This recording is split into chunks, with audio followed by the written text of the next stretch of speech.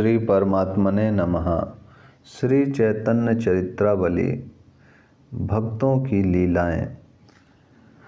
भक्तों के शांत, दास्य, साख्य, वात्सल्य और मधुर इन रसों के आश्रित माधुर्य के श्रवण से जिनकी बुद्धि शास्त्रों की और युक्तियों की अपेक्षा नहीं रखती, वहाँ समझना चाहिए कि भक्तों को भगवान की लीलाओं के प्रति लोभ उत्पन्न होने लगा, अर्थात रागानुगा भक्ति की उत्पत्ति हो जाने पर शास्त्र वाक्यों तथा युक्तियों की अपेक्षा नहीं रहती। प्रकृति से परे जो भाव है उन्हें शास्त्रों में अचिंत्य बताया गया है। वहाँ जीवों की साधारण प्राकृतिक बुद्धि से काम नहीं चलता। उन भावों में अपनी युक्ति लड़ाना व्यर्थ सा ही है। यह तो प्रकृति के परे के भावों की बात है। बहुत सी प्राकृतिक घटनाएं भी ऐसी होती हैं जिनके संबंध में मनुष्य ठीक ठीक कुछ कह ही नहीं सकता, क्योंकि कोई मनुष्य पूर्ण नहीं है। पूर्ण तो वही एकमात्र परमात्मा है। मनुष्य की बुद्धि सीमित और संकुचित है। जितनी ही जिसकी बुद्धि होगी वह उतना ही अधिक सोच सकेगा। तर्क की कसौटी पर कसकर किसी बात की सत्यता सिद्ध नहीं हो सकती। किसी बात को किसी ने तर्क से सत्य सिद्ध कर दिया, किंतु उसी को उससे बड़ा तार्किक एकदम खंडन कर सकता है। अतः इसमें श्रद्धा ही मुख्य कारण है। जिस स्थान पर जिसकी जैसी भी श्रद्धा जम गई, उसे वहाँ वही सत्य और ठीक मालूम पड़ने लगा। रागानुगा भक्ति की उत्पत्ति हो जाने पर मनुष्य को अपने इष्ट की लीलाओं के प्रति लोभ उत्पन्न हो जाता है। लोभी अपने कार्य के सामने विघ्न बाधाओं की परवाह ही नहीं करता। वह तो आंख मूंदे चुपचाप बढ़ा ही चलता है। भक्तों की श्रद्धा में और साधारण लोगों की श्रद्धा में आकाश पाताल का अंतर है।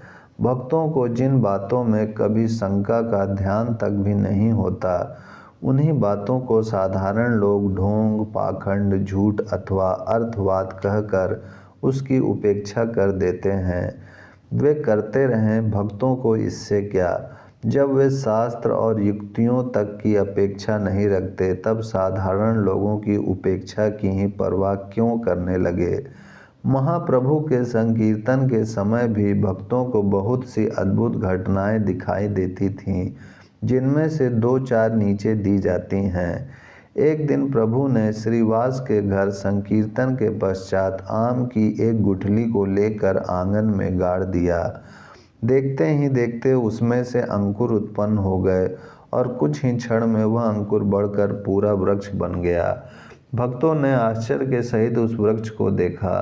उसी समय उस पर फल भी दिखने लगे और वे बात की बात में पके हुए से दिखने लगे।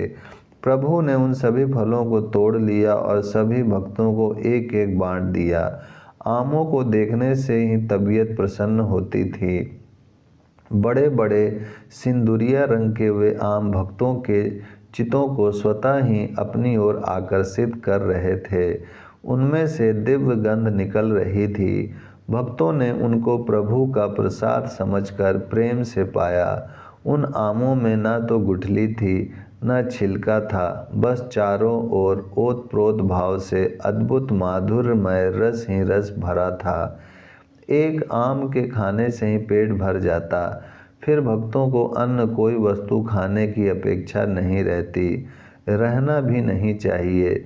जब प्रेम वाटिका के सुचतुर माली महाप्रभु गौरांग के हाथ से लगाए हुए वृक्ष का भक्ति रस से भरा हुआ आम खा लिया, तब इन सांसारिक खाद्य पदार्थों की आवश्यकता ही क्या रहती है। इस प्रकार यह आम्र महोत्सव श्रीवास के घर 12 महीने होता था, किंतु जिसे इस बात का विश्वास नहीं होता, ऐसे अभक्तों को उस आम्र के दर्शन भी नहीं होते थे।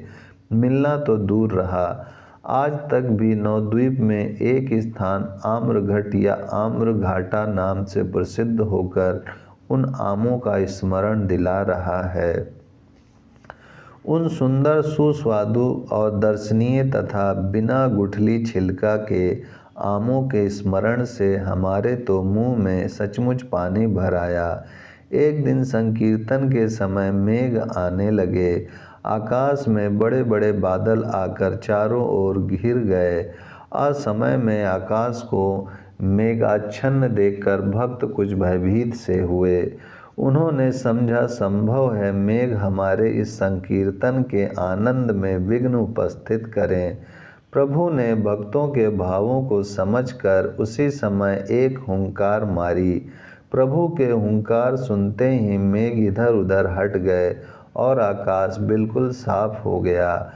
अब एक घटना ऐसी है जिसे सुनकर सभी संसारी प्राणी, क्या अच्छे अच्छे परमार्थ मार्ग के पथिक भी आश्चर्यचकित हो जाएंगे। इस घटना से पाठकों को पता चल जाएगा कि भगवत भक्ति में कितना माधुर्य है। जिसे भगवत कृपा का अनुभव होने लगा है, ऐसे अनन्य भक्त के लिए माता पिता, दारा पुत्र तथा अन्यान्य सभी बंधु बांधवों के प्रति तनिक भी मोह नहीं रह जाता। वह अपने इष्ट देव को ही सर्वस्व समझता है। इष्ट देव की प्रसन्नता में ही उसे प्रसन्नता है। वह अपने आराध्य देव की प्रसन्नता के निमित्त सबका त्याग कर सकता है। दुष्कर से दुष्कर समझे जाने वाले कार्य को प्रसन्नता पूर्वक कर सकता है। ओम शांति शांति शांति।